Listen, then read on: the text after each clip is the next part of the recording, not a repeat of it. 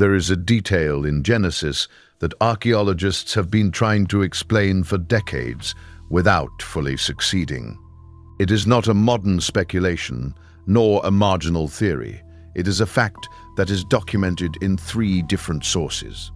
The Book of Enoch, directly quoted by Judas, the brother of Jesus, describes events that precede Noah's flood. And those events coincide, with a disturbing precision, with the oldest legends that humanity has preserved. Civilizations that never knew each other, that never traded with one another, that didn't even know the others existed. All of them described exactly the same being, half woman and half something that did not belong to this world. A creature of supernatural beauty, with a voice capable of nullifying the will of any adult man. Always connected to water, always dangerous, always feminine, always remembered with a mix of terror and fascination. We are discussing specific details that consistently repeat, not minor variations or superficial coincidences. The same shape, the same power, the same relationship with water, the same effect on the men who approached them. The Greeks called them Sirens, the West Africans Mami Wata, and the Babylonians sculpted them in their temples. The Slavs feared them as Rusalki. The Japanese wrote about the Ningyo in texts over 1,000 years old. And the question that no academic has been able to answer satisfactorily is this: why are they all the same? Why did cultures separated by oceans and millennia all arrive at the same description, with the same details? There are 2 ways to answer that question, and today we will seriously explore the second one. It could be a coincidence, a product of human collective psychology and the power of the universal archetype. Or it could be that all those cultures were remembering the same thing, preserving the echo of a real event.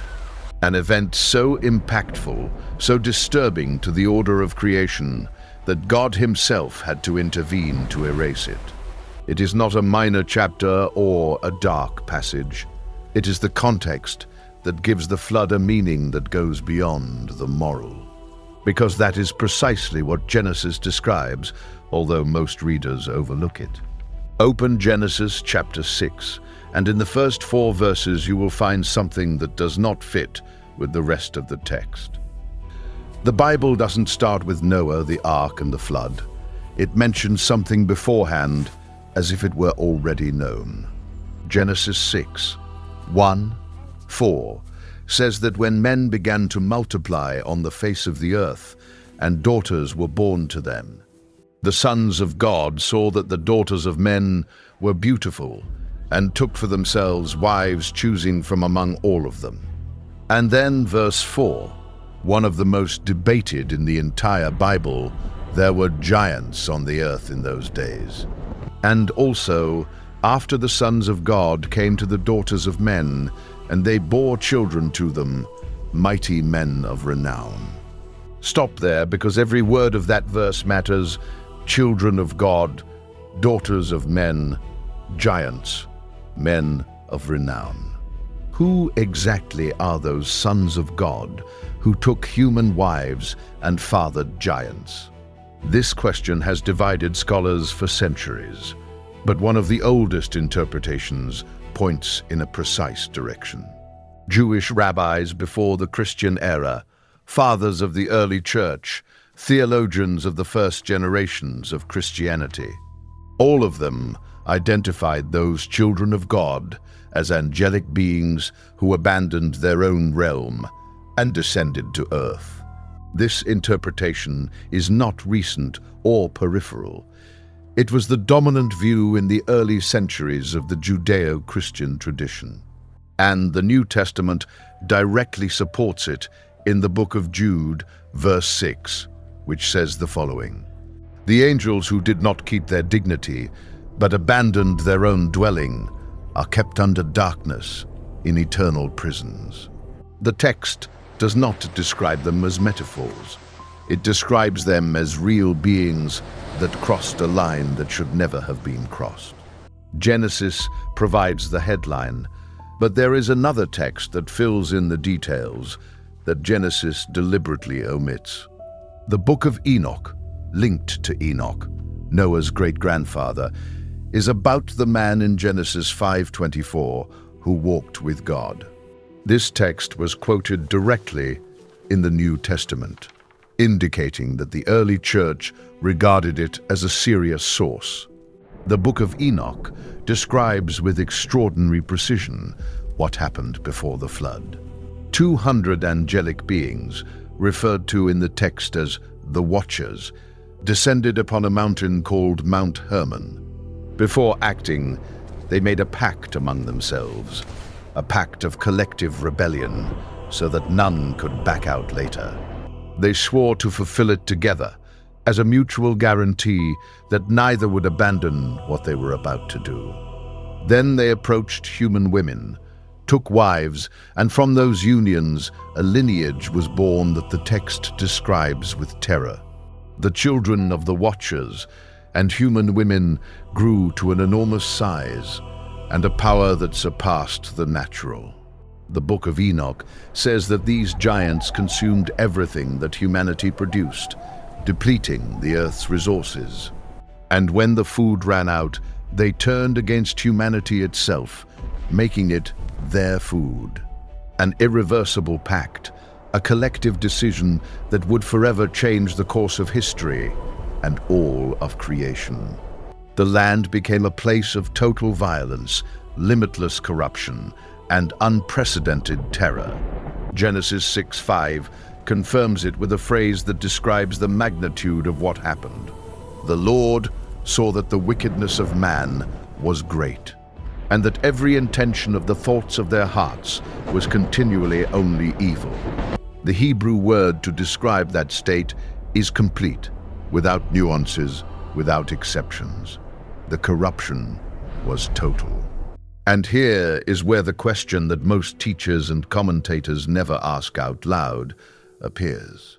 The Watchers took human wives, and those wives gave birth to giants, renowned men, warriors of terrible power. But if sons were born, daughters were also born, and the text hardly dedicates a single line to them. The Genesis and the Book of Enoch focus almost entirely on the male Nephilim, the warriors, the mighty ones. But what happened to the female Nephilim, to the daughters of the Watchers and the human women? The Book of Enoch describes in detail how these giants depleted the earth's resources in a relatively short time. If the men became warriors of colossal size and supernatural power, what did they become? Save that question, because it is exactly the thread that connects Genesis with the legends of the entire world. God contemplated what the earth had become and made a decision that would shake the foundations of creation. I was going to send a deluge, not a local flood or a regional disaster, but a deluge that would cover the entire earth. Only one man had remained just. Only one lineage had not been tainted by the corruption of the Watchers.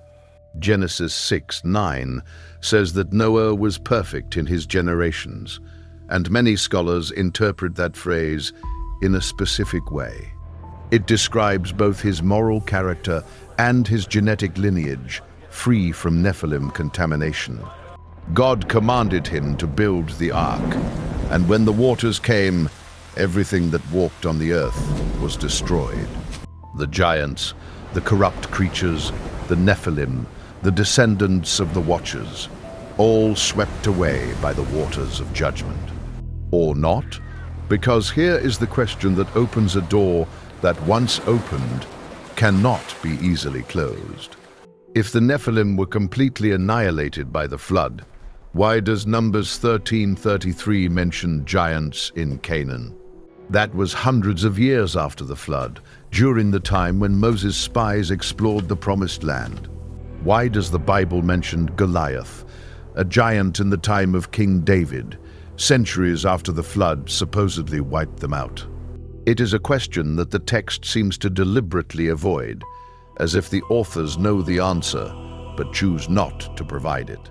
And why did every ancient civilization that arose after the flood continue to tell stories about semi-human beings?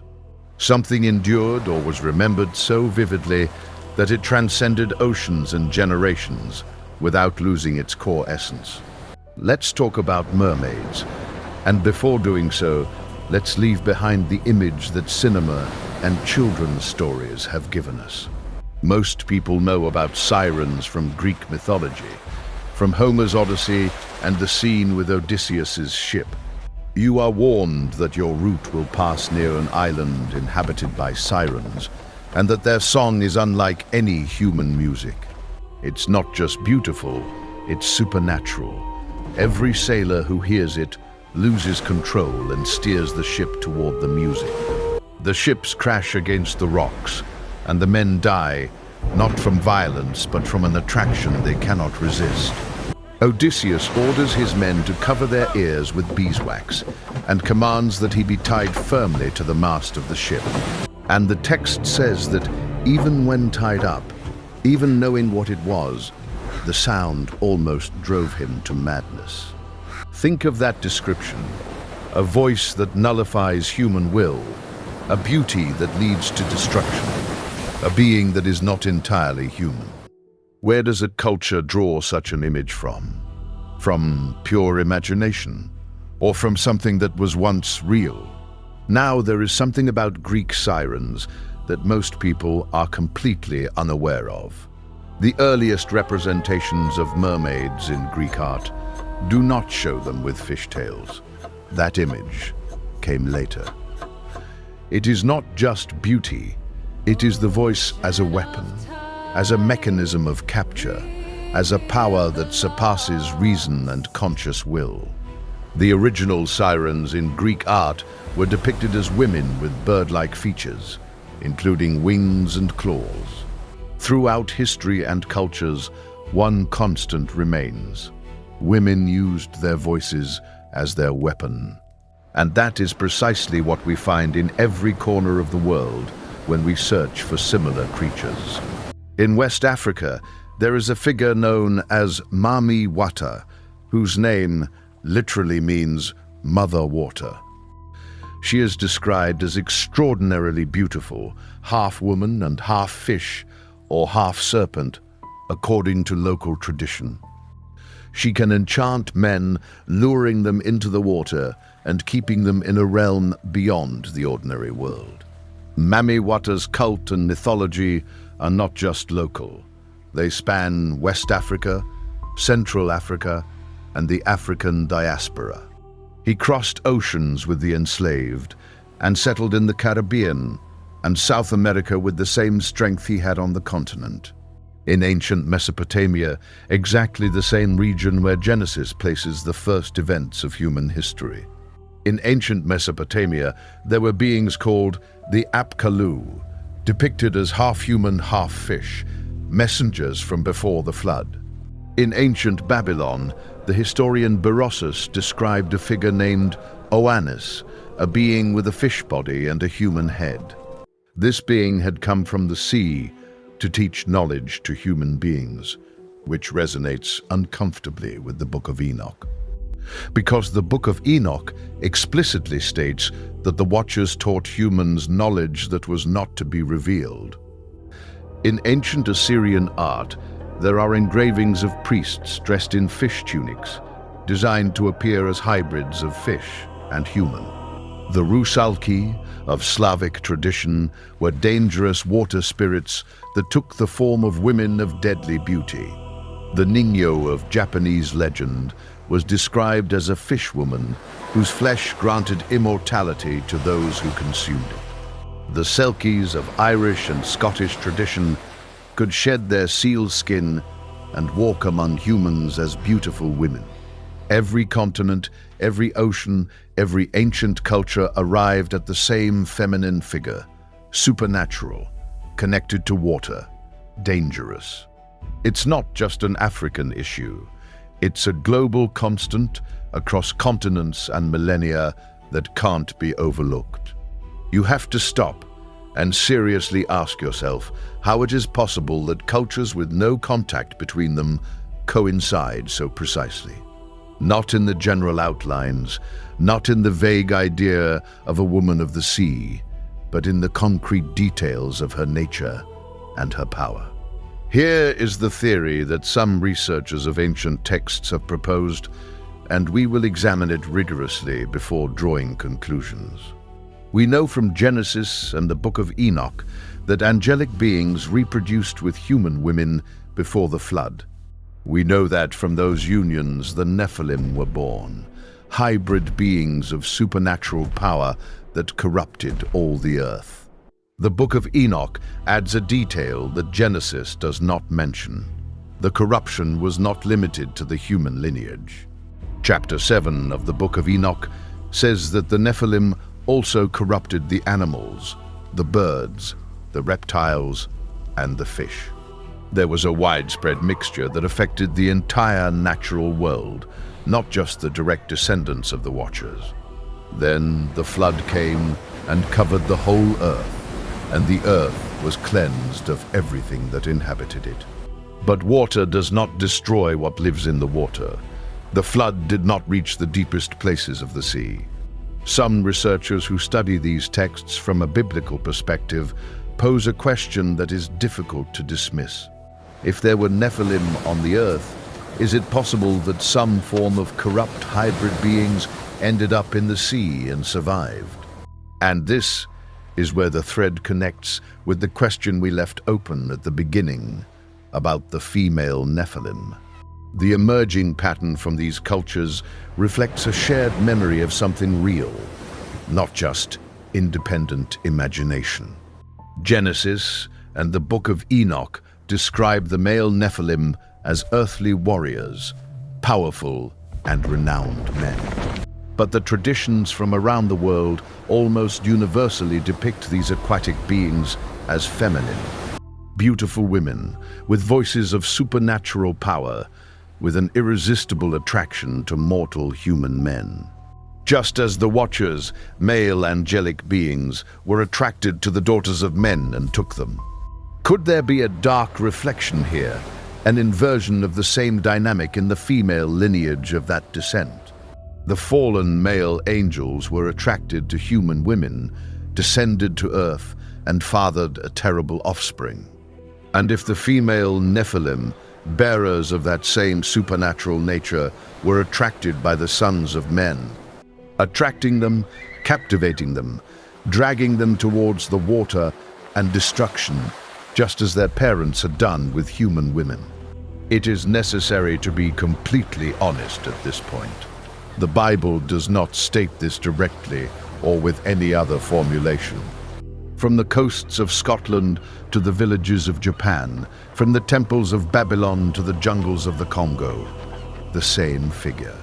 The scriptures do not contain any verse that says that the female Nephilim became mermaids. That does not exist in the text. What does exist is the record of total corruption before the flood, a corruption that affected the entire natural world. And the trace of that corruption, the echoes it left in the memory of every town that survived the flood, persists in mythology. Because there is one more piece of this puzzle that appears directly in the biblical text and is often ignored. Isaiah 13:21 and Isaiah 34:14 contain a Hebrew word that has puzzled translators for centuries. The word is Lilith, or in its plural form, Liliot, and the translations differ radically on how to interpret it. Some versions translate it as owl, others as nocturnal creature, and some simply transliterate it without translating. But the Septuagint, the ancient Greek translation of the Hebrew Bible, renders it with the Greek word onocentaur, a hybrid creature. Isaiah 34:14 describes the total desolation of the land of Edom after God's judgment and states that these creatures will dwell there. Ancient Jewish tradition developed an extensive lore surrounding a being called Lilith, a supernatural female entity, of dangerous power, connected with the night, seduction, and death. Characteristics that resonate with the sirens of the entire world. Similarly, the Hebrew word tan appears throughout the Old Testament and is translated as dragon or sea monster. That point is crucial. The flood's judgment was total on land, but the sea stayed untouched by the cleansing waters. Job 41 offers the most detailed description of a creature called Leviathan, a sea being of terror that no human weapon can harm, that breathes fire, that lives in the depths of the sea, that God describes to Job as if it were a completely concrete reality. The ancient world had an understanding of what inhabited the deep places of the sea that we have completely lost. And the biblical writers wrote as people who took those realities with a seriousness that was not symbolic, but literal. Let's bring together everything we have seen, because when we put it in order, the picture that emerges is extraordinarily coherent. Before the flood, angelic beings called the Watchers descended to earth and produced offspring with human women. That lineage were the Nephilim, beings of supernatural power who corrupted the human lineage and the entire natural world. Corruption was total and absolute, and God responded by sending the flood to cleanse the earth of what it had become. The symmetry is unsettling. The male angels descended, attracted by the women. What if the female ones ascended, attracted by the men? The flood engulfed the land, not the sea's bottom, and memories of the past crossed the water with the survivors. Each subsequent civilization carried those memories, transformed into myths while preserving the essence of their recollections. Stories of semi-human beings connected to water, of a supernatural beauty, with voices of a power that nullified will. The Greeks called them Sirens. West Africa knew them as Mami Wata. Babylon sculpted them into walls and porticos. Japan recorded them in ancient texts, while Ireland and Scotland whispered them on cold nights by the sea. These stories are too consistent, too specific, too universal to be the product of independent imagination. They are distorted memories of beings that once existed, the echo of a pre-flood world that God destroyed. But the absence of a direct assertion does not equate to the absence of evidence, and the accumulated evidence is hard to dismiss. A world that humanity could never completely forget, which kept returning in every culture in different but recognizable forms. And there is one last piece that connects all of this with the end of the story, not just with the beginning. Revelation 21:1 says something that few readers stop to examine. In the new creation, the sea no longer existed. Of all the things one could have mentioned, of all the elements that disappear in the new creation, no more death, no more pain, no more tears. And among all those promises, it specifically says, no more sea. Why would it be necessary to eliminate the sea in the new creation? Why mention it among the great promises of the end of history? Some theologians believe that the sea in biblical literature represents chaos and the dominion of supernatural darkness. It is a word that modern translators often soften or evade, but in the original Hebrew, it carries an unmistakable weight. The deep, the abyss, the place where things dwell that God has not yet judged definitively and completely. If that is true, if the sea has a spiritual meaning that dates back to the corruption before the flood, then the removal of the sea in the new creation would not just be a geographical or climatic change. It would be the final closing of a door that has remained open since the days of Noah, since the Watchers, since the Nephilim. The Sirens, Mami Wata, the Rusalki, the Ningyo, the water spirits from 100 different cultures. All of it finally sealed and closed forever, and the sea no longer existed in any form or anywhere. The Nephilim remain one of the deepest mysteries of the entire Bible, and the more you delve into it, the broader the horizon expands. What God destroyed in the flood was not just a generation of corrupt beings, but a complete version of this world. It is not a poetic metaphor. The text describes its scales, its breadth, its dwelling in the depths, with the precision of a witness.